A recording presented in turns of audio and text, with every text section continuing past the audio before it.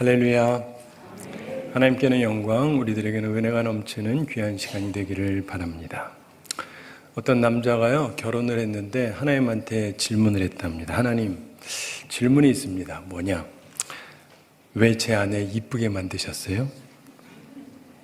그때 하나님이 말씀하시더랍니다. 그래야 네가 좋아하고 사랑할 거 아니냐? 그 남자가 그러시군요. 근데 또 다른 질문이 있습니다. 뭐니? 하나님, 그런데 왜 제 아내 머리는 나쁘게 만드셨습니까? 그때 하나님이 그러시더랍니다. 야, 머리가 나빠야 너를 사랑할 거 아니냐? 우스갯소리지만 한편 일리가 꽤 있는 얘기라고 생각이 됩니다. 자, 주를 기쁘시게 하라. 이런 표어로 올해를 시작했습니다. 우선 하나님을 기쁘시게 하기 위해서 하나님을 알아야 되기 때문에 우리가 섬기는 하나님, 이런 큰 주제를 가지고 말씀을 나누고 있습니다.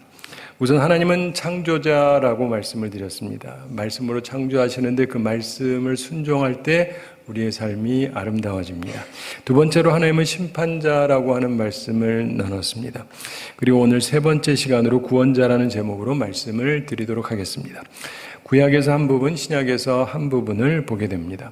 오늘 구약 본문 출애굽기 34장 6절 7절 이 말씀을 보시면 하나님께서 이스라엘 백성을 애굽의 종살이에서 구원해 주시고 시내산에서 모세에게 하나님의 영광을 나타내시면서 하시는 말씀이 나옵니다. 그런데 시내산에서 십계명을 주셨는데 이스라엘 백성들이 금송아지 우상을 만들고 타락을 합니다. 그랬더니 모세가 내려가서 십계명을 던져서 깨뜨려 버립니다. 그리고 백성들을 징벌을 합니다. 그리고 나서 하나님께서 두 번째로 십계명을 주시려고 부르시는 장면이 바로 오늘 본문 34장입니다. 34장 1절에서 이렇게 말씀을 합니다. 여호와께서 모세에게 이르시되 너는 돌판 둘을 처음 것과 같이 다듬어 만들라. 내가 깨뜨린 처음 판에 있던 말을 내가 그 판에 쓰리니, 이렇게 말씀합니다. 모세가 명령대로 두 돌판을 만들어서 손에 들고 하나님의 명령대로 시내산에 올라갑니다. 그리고 하나님께서 강림하시면서 여호와의 이름을 선포하셨습니다. 본문의 내용인데 본문 34장 6절에서 말씀합니다. 함께 읽어보겠습니다. 여호와께서 그의 앞으로 지나시며 선포하시되 여호와라 여호와라 자비롭고 은혜롭고 노하기를 더디하고 인자와 진실이 많은 하나님이라. 아멘. 계속해서 7절도 읽어보겠습니다. 인자를 천대까지 베풀며 악과 과실과 죄를 용서하리라. 그러나 벌을 면제하지는 아니하고 아버지의 악행을 자손 3, 4대까지 보응하리라. 아멘. 자, 이 구약 본문 다음에 다른 본문 신약 요한복음 3장 16절부터 21절 거기를 찾아보시면 예수님께서 유대인 관원인 니고데모에게 하나님의 구원에 대해서 말씀하시는 내용이 나오고 있습니다. 본문 16절의 말씀이 특별히 유명한 말씀이죠. 함께 읽어보겠습니다. 하나님이 세상을 이처럼 사랑하사 독생자를 주셨으니 이는 그를 믿는 자마다 멸망하지 않고 영생을 얻게 하려 하심이라. 아멘. 신구약 모두 하나님의 용서와 사랑, 즉 구원자 되심을 설명하고 있습니다. 우리가 섬기는 하나님께서 구원자다, 이 관념에는 두 가지 중요한 기초가 담겨 있습니다. 항상 생각해야 되는데 그 첫째 전제는 인간의 죄와 고통입니다. 사람이 죄와 고통이 없었다면 하나님께서 구원자로 나타나실 이유가 없습니다. 하나님께서 우리를 구원하신다는 관념에는 기초적으로 우리의 잘못, 인간의 범죄가 기초되어 있는 것입니다. 사람들은 흔히 죄라는 단어는 좋아하지 않고 고통이라는 단어에 귀를 기울입니다. 여러분 삶에 고통이 있으시죠? 죄 많이 졌죠? 그러면은 그런데 고통이 많죠? 그럼 네 이러죠. 그래서 불교의 경우 인간의 고통의 이유는 인연에 있다, 이렇게 봅니다. 그래서 속세와의 관계를 맺어서 고통이 생긴다고 봅니다. 결혼했으니까 그 인간 때문에 피곤한 거고, 결혼해서 애를 낳았으니까 이 애 때문에 피곤한 거고, 그래서 고통을 벗어나려면 인연을 끊어야 된다, 이렇게 생각을 합니다. 그러나 기독교는 다릅니다. 인간의 고통의 이유를 죄로 보는 것입니다. 죄로 인해서 고통이 있는 것입니다. 물론 조금 깊게 들어가면 의로운 사람에게 임하는 고통에 대한 또 다른 차원의 말씀이 있습니다만은, 그러나 일반적으로 인간의 고통의 기본 원인은 우리는 죄라고 봅니다. 고통은 죄의 값이에요. 죄의 열매. 우리는 문제가 있는데 의롭지 못합니다. 로마서 3장 10절에서 말씀합니다. 기록된 바 의인은 없나니 하나도 없으며, 아담의 범죄 이후에 사람에게 죄가 들어왔고 따라서 사람에게는 완전한 의가 없습니다. 따라서 죄로 물든 세상에는 고통이 발생하게 되어 있습니다. 불의한 세상에는 고통이 가득하게 되어 있는 것입니다. 오해하지 마십시오. 사람들끼리 상대적인 의는 있습니다. 그래도 나쁜 사람이 있고요, 좋은 사람이 있습니다. 그래서 착한 사람이다 혹은 나쁜 사람이다 이런 평가는 상대적인 면에서는 옳은 평가라고 할 수 있습니다. 그러나 전체적인 면에서 인류에게는 스스로 해결할 수 없는 근본적인 죄, 즉 불의가 있고 누군가의 도움이 필요한 것입니다. 그리고 그 도움을 주시는 하나님, 구원자 하나님이 계시다는 것이 우리에게 매우 중요한 사실입니다. 따라서 하나님께서 구원자라는 관념에는 인간의 죄와 고통이 그 기초적인 이해로 깔려 있습니다. 하나님께서 구원자라고 하는 관념의 두 번째 중요한 기초는 무엇일까요? 여러분 다 잘 아시는 겁니다. 바로 사랑입니다. 하나님의 사랑을 말합니다. 심판자라고 하는 관념에는 의라고 하는 기초가 담겨 있고, 구원자라고 하는 관념에는 사랑이라고 하는 기초가 담겨 있는 것입니다. 우리가 섬기는 하나님에게는 바로 이 두 가지 의와 사랑이 기초가 된다는 것을 우리는 기억을 해야 됩니다. 취사 선택하는 게 아니에요. 내가 갖고 싶은 거 잡는 게 아닙니다. 좌우로 치우치면 안 됩니다. 우리는 하나님의 의와 사랑을 모두 기억해야 합니다. 하나님은 그 두 가지를 모두 가지고 계시는 분입니다. 따라서 심판자이시고 구원자이십니다. 이걸 꼭 이해하고 온전한 믿음을 소유하시게 되기를 바랍니다. 자, 하나님 사랑의 특징을 한마디로 하자면 독생자를 주신 사랑이라고 말할 수 있습니다. 요한복음 3장 16절 초반에서 하나님이 세상을 이처럼 사랑하사 독생자를 주셨으니 이렇게 말씀하죠. 바로 이것이 하나님 사랑의 특징입니다. 내 자식, 그 중에도 하나밖에 없는 자식, 이거를 누가 주지 않습니다. 이 정도면 최고의 사랑을 뜻합니다. 특별히 독생자를 주신 사랑, 이 사랑에 대해서 로마서 5장 8절에서 우리가 아직 죄인 되었을 때 그리스도께서 우리를 위하여 죽으심으로 하나님께서 우리에 대한 자기의 사랑을 확증하셨느니라 이렇게 말씀합니다. 의인을 위해서도 죽어주는 자가 거의 없어요. 충성된 사람도 거의 없습니다. 그런데 우리가 아직 죄인 되었을 때, 죄인인데 그런 나를 위해서 죽어주는 사람이 세상에 누가 있습니까? 아무도 없지.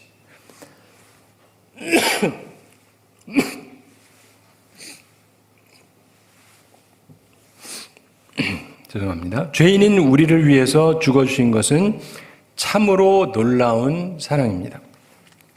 우리는 모두 이 놀라운 사랑을 믿으면 영생을 얻을 수 있습니다. 그게 성경 말씀입니다.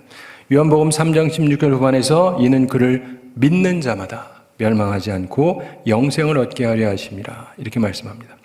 예수님을 믿으면 영생을 얻습니다. 바로 이것이 좋은 소식, 복음입니다. 유앙겔리온, 굿뉴스. 자, 그러면 이 놀라운 구원의 소식이 있으니까 세상 모든 사람들이 구원을 받습니까? 꼭 그렇지는 않습니다. 사람 가운데는 구원자 하나님으로부터 구원을 얻을 사람도 있고 구원을 얻지 못하고 심판자 하나님을 맛볼 사람들도 있습니다. 그럼 어떤 사람이 구원을 받고 어떤 사람이 심판을 받는가? 그것은 본문에서 예수님께서 잘 설명해 주고 계십니다. 우리는 물론 한 사람도 빠짐없이 구원받는 자가 되어야 할 것입니다. 우선 구원받는 자에 대해서 먼저 생각해 보겠습니다. 구원받는 자에게 세 가지 특징이 나타납니다. 우리 다 갖고 살아가게 되기를 바랍니다. 구원받는 자의 첫 특징은 여러분 잘 아시는 믿음입니다. 믿음. 구원받는 자는 예수님을 믿는 자입니다. 요한복음 3장 16절 중반에서 이는 그를 믿는 자마다 멸망하지 않고 이렇게 말씀하죠. 또한 18절에서도 말씀합니다. 18절 함께 읽어보겠습니다. 그를 믿는 자는 심판을 받지 아니하는 것이요 믿지 아니하는 자는 하나님의 독생자의 이름을 믿지 아니하므로 벌써 심판을 받은 것이니라. 아멘. 그를 믿는 자는 심판을 받지 아니하는 것이요 이렇게 말씀합니다. 구원받는 자의 첫 특징은 믿음입니다. 독생자에 대한 믿음, 하나님의 사랑에 대한 믿음을 갖는 사람이 구원받는 사람입니다. 예수 그리스도를 꼭 믿으시기 바랍니다. 구원받는 자의 둘째 특징은 사랑인데 그냥 사랑이라기보다 빛을 사랑하는 것입니다. 빛은 예수님을 의미합니다. 따라서 구원받는 자는 예수님을 사랑합니다. 빛 대신 예수님을 사랑하고 빛으로 오는 사람입니다. 요한복음 3장 21절 함께 읽어보겠습니다. 진리를 따르는 자는 빛으로 오나니 이는 그 행위가 하나님 안에서 행한 것임을 나타내려 함이라 하시니라. 아멘. 진리를 따르는 자는 빛으로 오나니 이렇게 말씀합니다. 구원받는 사람은 빛을 사랑합니다. 그리고 빛으로 다가옵니다. 예수님은 세상의 빛이요 말씀이 육신이 되신 분입니다. 따라서 예수님을 사랑한다면 주의 말씀을 사랑해야 됩니다. 그것이 빛 대신 예수님을 사랑하는 증거인 것입니다. 영국의 신학자 윌리엄 틴데일 목사님, 성경을 영어로 번역한 분입니다. 그 당시에 원어 말고는 라틴어만 있었어요. 그래서 그 번역을 불법으로 여기고 있었습니다. 그 사람들이 성경을 읽을 수가 없습니다. 그러나 말씀을 사랑하던 틴데일 목사님은 모든 사람이 성경 말씀을 통해서 빛이 있는 삶을 살게 하기 위해서 사람들이 읽을 수 있는 자기들의 언어, 이분은 영국분이니까 영어로 번역을 했던 것입니다.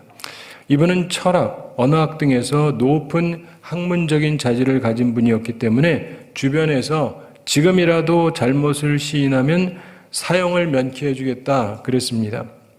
그러나 틴데일 목사님은 거절했다고 그러죠. 그러면서 유명한 말을 남겼습니다. 성경은 누구나 읽을 수 있어야 됩니다. 장차 소를 치는 목동이 당신들보다 성경을 더 잘 아는 시대가 올 것이요. 결국 그는 1535년 순교했습니다. 바로 이런 분의 순교의 피, 말씀에 대한 사랑에 의해서 하나님께서 우리에게 하나님의 말씀을 받게 하셨던 것입니다. 실제로 생각해 보십시오. 한글 읽을 수 있는 사람이 영어 공부한 사람보다 성경 이해가 빠르죠. 제가 미국에서도 성경 공부하고 그랬거든요. 한글로 보는 게 빠르잖아요. 이해가. 아니세요? 영어로 봐야 팍팍팍팍 들어온다는 사람들. 우리 어머님이 자주 하는 말이 있습니다. 영어를 보면은 지가 날 보지 내가 제일 보냐 이런 말씀. 자, 빛을 사랑해야 돼요. 주의 말씀을 사랑해야 됩니다. 구원받는 자의 셋째 특징은 순종입니다. 순종. 진리를 따르는 것, 진리에 대한 순종입니다. 예수님이 진리지 않습니까? 예수님을 순종하는 것을 말합니다. 구원받는 자는 진리 되시는 예수님을 따르는 자, 순종하는 사람입니다. 요한복음 3장 21절 다시 한번 함께 읽어보겠습니다. 진리를 따르는 자는 빛으로 오나니 이는 그 행위가 하나님 안에서 행한 것임을 나타내려 함이라 하시니라. 아멘. 구원받는 자는 진리 되신 예수님을 따라옵니다. 순종하는 것입니다. 제가 예전에 음악을 전공했던 적이 있는데 최고의 선생님을 만나면 어떻게 해야 되는지 아세요? 하라는 대로 따라해야 돼요. 그래야지 나도 잘하게 됩니다. 인간 생애의 사계절, The Seasons of a Man's Life라고 하는 책이 있는데 그 책에 보면 성공한 사람들의 몇 가지 공통점을 설명하고 있습니다. 세 가지 공통점이 항상 있었다 그래요. 첫째로 자기 생애를 바칠 만한 큰 꿈, 즉 비전이 있었다는 것입니다. 다시 말해서 분명한 목표가 있는 사람들이 성공을 합니다. 목표도 없어요. 그런 사람들 중에 성공할 수 있는 사람은 없습니다. 따라서 인생에는 분명한 목표가 있어야 합니다. 근데 목표만 있다고 되는 게 아니에요. 두 번째가 꼭 필요한데 앞길을 가르쳐준 스승 혹은 선배가 있었다는 것입니다. 나보다 먼저 비전을 가지고 살았던 사람들이 갈 길을 제시해 주었다는 것입니다. 다시 말하자면 뛰어난 사람은 좋은 사람에게 배우는 사람이에요. 배움을 통해서 목표를 더 효율적으로 성취할 수 있기 때문에 그렇습니다. 학교 왜 다니냐면 좋은 선생님 만나서 좋은 걸 배우라는 거지 학교만 다닌다고 나아지는 게 아니에요. 세 번째, 성공한 사람들 보면 좋은 친구가 있습니다. 좋은 친구. 깊은 사귐을 가지고 자신의 꿈을 나눌 수 있는 친구. 그리고 어려움의 시기에도 함께 있어주는 좋은 친구가 있었다는 것입니다. 다시 말하면 좋은 동반자가 있었다는 것입니다. 보통 성공한 사람들을 보면 이 세 가지를 다 가지고 있었다는 거예요. 분명한 인생 목표가 있습니다. 그리고 그 목표를 이룰 수 있도록 도와주는 좋은 인도자가 옆에 있었다는 것이고, 세 번째로 그 목표를 향해서 걸어갈 수 있도록 힘이 되어주는 동반자들이 있었다는 것입니다. 이런 것이 있어야 일반적으로 성공하는데, 이것은 구원받는 자의 특징하고도 사실은 비슷한 것입니다. 구원받는 자는 진리를 목표로 두고 진리를 따릅니다. 우리 주님을 따르죠. 그러면서 주님으로부터 계속 배웁니다. 그래서 교훈을 얻고 따라가게 되죠. 그러면서 성령의 인도하심을 받아서 주인은 성령의 힘을 가지고 능력 있게 주의 일을 감당하게 됩니다. 이게 우리 삶에 다 나타나게 되기를 바랍니다. 그런데 안타까운 것은 사람 중에는 구원받지 못하고 심판받는 자도 있습니다. 심판받는 자에게 세 가지 특징이 나타납니다. 우리가 멀리해야 될 부분들입니다. 심판받는 자의 첫 특징은 불신입니다. 믿지 않는 것. 요한복음 3장 18절 함께 읽어보겠습니다. 그를 믿는 자는 심판을 받지 아니하는 것이요 믿지 아니하는 자는 하나님의 독생자의 이름을 믿지 아니함으로 벌써 심판을 받은 것이니라. 아멘. 믿지 아니하는 자는 하나님의 독생자의 이름을 믿지 않기 때문에 벌써 심판을 받은 것이다 말씀합니다. 이거 예수님이 직접 하신 말씀이에요. 불신, 예수님을 믿지 않는 자는 심판받는 자요 사실상 벌써 심판받은 자다. 이게 사랑의 예수님께서 하시는 선언입니다. 심판받는 자의 둘째 특징이 있습니다. 이들도 사랑이 있는데 어두움을 사랑해요. 어두움을 사랑해요. 심판받는 자는 빛을 싫어합니다. 요한복음 3장 19절 말씀 함께 읽어보겠습니다. 그 정죄는 이것이니 곧 빛이 세상에 왔으되 사람들이 자기 행위가 악함으로 빛보다 어두움을 더 사랑한 것이니라. 아멘.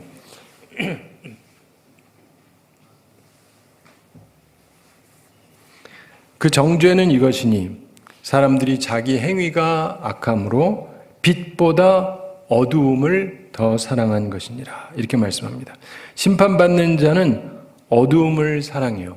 빛을 싫어하고 빛을 피하고 말씀을 싫어합니다. 대부분의 범죄자들이 어두움의 시간, 저녁을 좋아합니다. 영적으로도 그렇죠.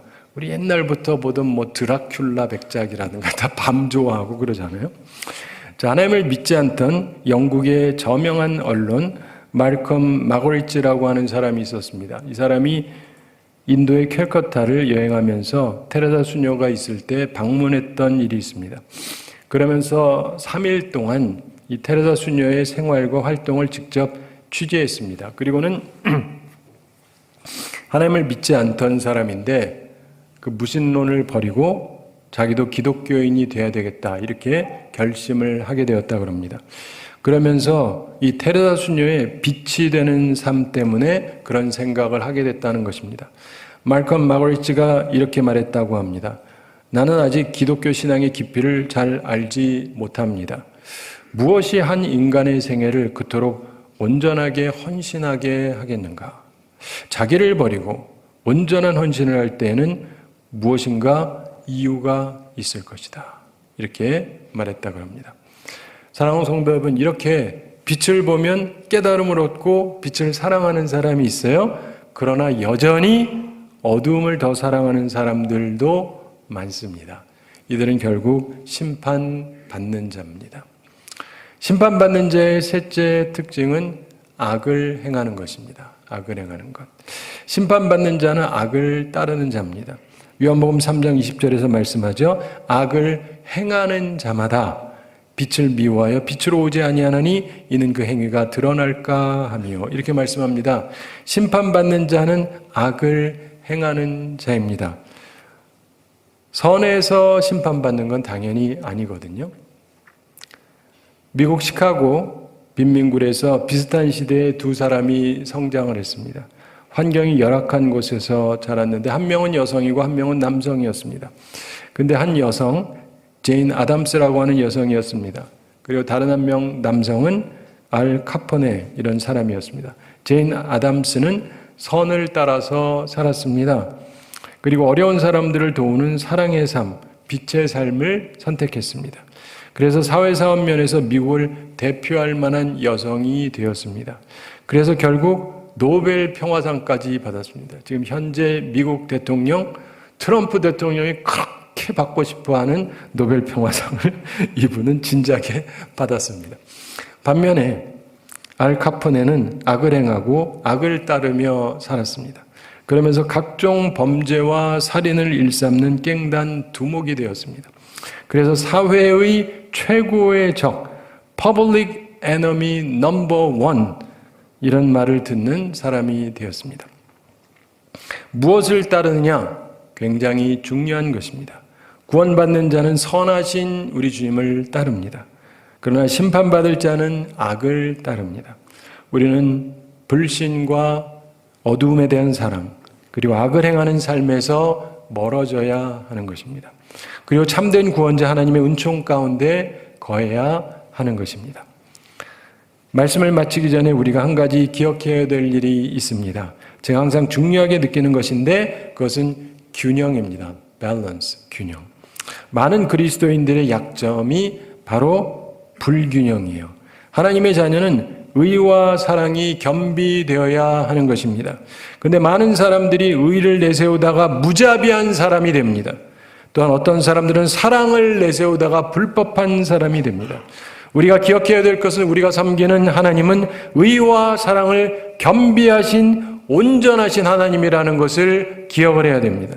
이걸 생각한다면 하나님을 기쁘시게 하기 위해서는 우리에게 의와 사랑이 함께 겸비되어야 한다는 것을 쉽게 알 수 있습니다.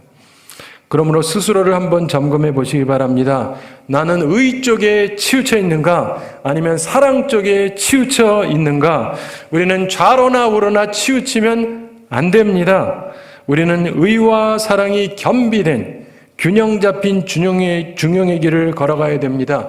오해하지 마십시오. 우리나라 보면서 좌우가 있으니까 나는 중도하겠다. 뭐 그럼 중도는 좋아요? 악하긴 마찬가지지. 무슨 말인지 아시겠어요? 이것도 저것도 아닌 게 중용이란 뜻이 아니에요. 이것저것 다 좋은 거를 갖고 있는 중도가 아니라 중용의 길을 걸어가야 됩니다. 이게 바로 하나님을 기쁘시게 하는 것입니다.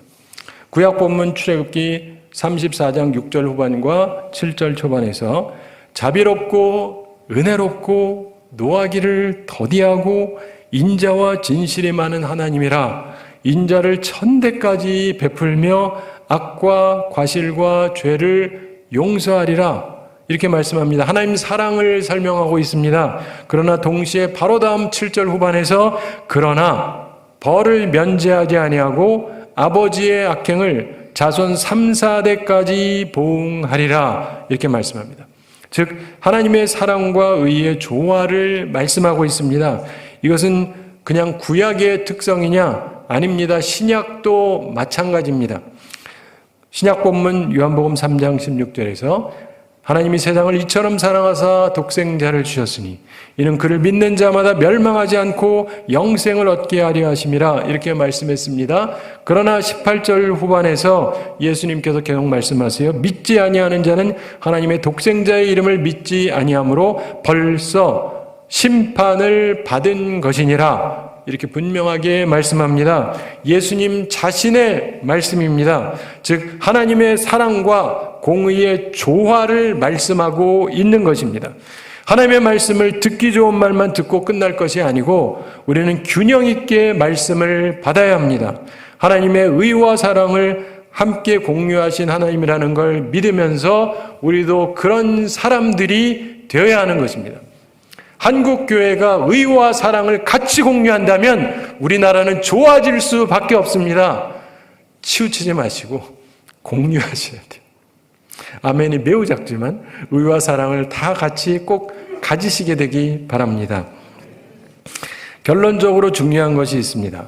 자, 사랑의 하나님, 구원자 하나님을 받아들일 때 참으로 심판의 두려움에서 우리가 벗어날 수 있습니다. 구원의 확신은 참으로 하나님의 독생자를 믿는 것, 예수님을 영접하는 자에게 임하는 것입니다. 주님을 마음에 영접하신 분은 이제 두려워하지 마십시오. 과거 때문에 두려워하지 마세요. 하나님의 사랑이 우리의 모든 죄를 깨끗게 하시기 때문입니다. 그냥 믿으시면 됩니다. 그리고 혹시 예수님을 영접하지 아니하신 분이 계시다면 이제 주님을 꼭 영접하시기 바랍니다. 이 시간에 하나님의 독생자를 보내신 그 사랑, 그 좋은 소식의 말씀을 이제 마음에 받아들이십시오. 하나님의 사랑이 내 마음에 임하면 모든 것이 달라집니다. 제가 예전에 혼자 주님께 기도드릴 때 한참 목회하다가 피곤하고 힘들 때 주님께서 간혹, 자주는 아니고 간혹 가다가 저를 부르시는 내적인 음성이 들릴 때가 있었습니다. 용이라. 그러면 대답합니다. 네. 그럼 주님께서 말씀하십니다. 내가 너를 사랑한다.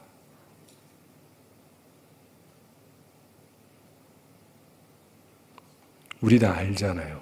그런데 그 말씀을 듣는 순간 마음에 쌓였던 게 녹아내려요. 평안이 찾아옵니다. 그 하나님의 사랑, 그 사랑의 말씀이 내 속에 확증되어지면 다른 모든 것이 그리 중요하지 않게 됩니다. 그런데 제가 한참 그러다가 어느 날 주님께서 또 그러시는 거예요. 용이라, 네. 내가 너를 사랑한다. 하나도 안 좋은 거예요. 또 뭔 일이 생기겠구나. 사랑하시는 건 아는데 해결해 주겠다는 뜻은 아니니까. 그래도 여러분 기억하실 게 있어요. 기초적으로 여러분은 제가 말한 두 번째까지는 거의 안 가실 거예요. 그냥 내가 널 사랑한다 이전에서 끝나질 확률이 높습니다. 목사도 아니니까. 그런데 그게 내 마음에 확신으로 들어오잖아요. 그러면 문제가 더 이상 문제가 되지가 않습니다. 문제가 없는 건 아니에요. 근데 돈이 좀 없으면 어떻습니까? 하나님이 날 사랑하신다는데. 인간관계에 어려움이 있으면 좀 어때요? 사람들이 날 배신하고 못된 짓을 해도 하나님이 나를 사랑하신다는데 계획대로 안 되면 또 어떻습니까? 다 망가지면 어때요? 하나님이 여전히 나를 사랑하신다는데.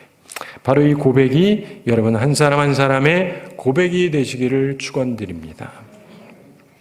사랑하는 성도 여러분, 하나님께서는 여러분을 사랑하십니다. 우리를 사랑하세요. 정말로 사랑하십니다. 이 말이 목사가 하는, 그냥 사람이 하는 말이 아니라 하나님의 말씀으로 여러분에게 들려지기를 바랍니다. 하나님은 구원자이십니다. 자, 한 가지에게 말씀드리면서 오늘 말씀을 마치겠습니다.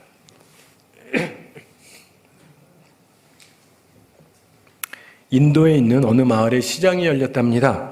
사람들이 물건을 사고 파는데 한 늙은 농부가 메추라기 여러 마리를 잡아가지고 각 새의 한 발에다가 이제 줄을 묶고 그 줄의 다른 한쪽 끝은 중심이 있는 막대기에 느슨하게 끼워져 있는 고리에다가 걸었습니다.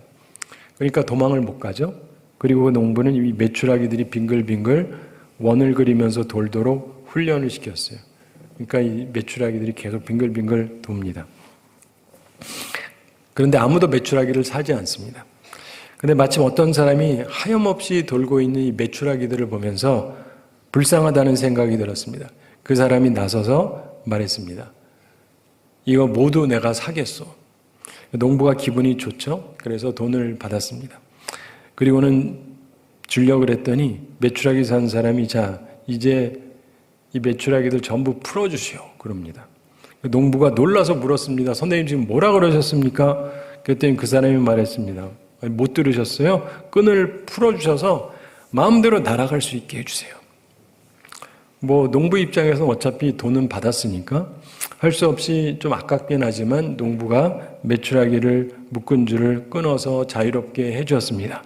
자, 이제 메추라기들이 전부 자유롭게 되었습니다. 그런데 이상한 일이 벌어졌어요. 이 새들이 그저 원을 그리면서 계속 빙글빙글 돌고만 있는 거예요. 보다 못해서 이들을 쉬 그러면서 쫓아냈습니다. 그랬더니 조금 떨어진 데로 가더니 거기서 전처럼 또 빙글빙글 돌고 있는 거예요. 왜 그렇습니까? 습관. 뭐요? 습관. 끈이 이미 풀어졌어요. 자유롭게 됐습니다. 근데 이들이 여전히 묶여 있는 것처럼 돌기만 합니다. 사랑하는 성도 여러분, 구원을 받았으면 죄의 쇠사슬은 끊겨진 것입니다. 하나님의 사랑이 우리의 죄의 사슬을 끊었습니다. 근데 너무나도 많은 사람들이 과거의 습관에 매여서 내가 자유로움에도 불구하고 벗어나지를 못하고 스스로 빙글빙글 돌고 있어요. 이제 그만 빙빙 땅에서 도시고 하늘을 나셔야 됩니다. 믿음의 날개를 사용해서 날아야 됩니다. 더 이상 우리를 좌절케 하는 죄사슬이 우리를 묶고 있지 않기 때문입니다. 과거에 매여서 계속 그러고 살지 마시고 이제는 새로운 삶을 사셔야 돼요. 무엇보다 하나님께서 우리가 더 이상 빙빙 돌기를 원하지 않으십니다. 우리가 날기를 원하십니다. 우리 교회가 바뀌고 우리 민족이 바뀌고 나라가 바뀌기를 원하신다고 저는 믿습니다. 계속 이렇게 빙빙 돌기만 할 겁니까? 옛 습관 버리세요. 묶이지도 않았는데 묶여 살지 마세요. 자유롭게 믿음으로 날아오르시기 바랍니다.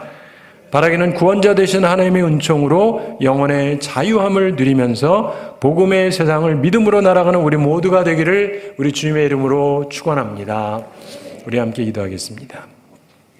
사랑의 하나님 아버지, 우리를 사랑해 주시고 오늘도 귀한 말씀 주임을 감사드립니다. 우리가 섬기는 하나님은 구원자라고 하는 사실 우리 마음에 새기게 해주시고 깨닫게 해주시고 주님 앞에서 살아가게 하여 주시옵소서.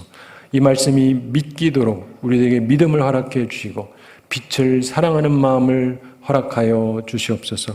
주님 앞에서 참된 자유를 누리게 하여 주시옵소서. 더 이상 과거에 묶여서 과거의 기억 때문에 땅을 기는 삶이 아니라 하늘을 나는 믿음의 삶, 행복한 삶, 자유로운 삶, 복된 삶을 살아가는 우리 모두가 되게 하여 주시옵소서. 감사드리며 예수님의 이름으로 기도드리옵나이다. 아멘.